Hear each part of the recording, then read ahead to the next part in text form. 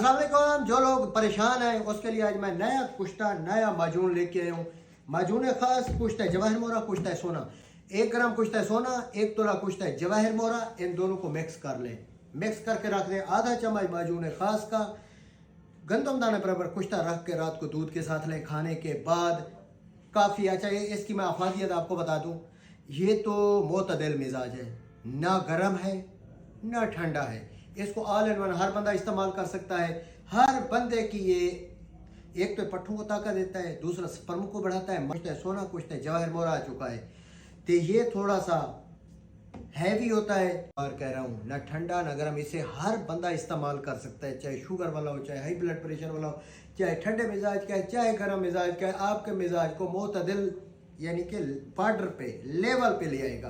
खास इसमें कुश्ते आ रहे हैं, ताकत इनकी ज़्यादा है, सोना की और जवाहर मोरा की।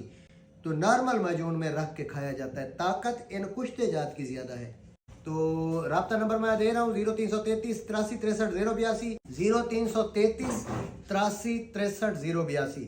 तो आउट ऑफ कंट्री वाले प्लस लाजमी है, वीडियो कॉल लाजम करनी है। मैं हूँगा, उमर भाई मेरी बात करवा देंगे, उमर भाई भी होंगे। ठीक है।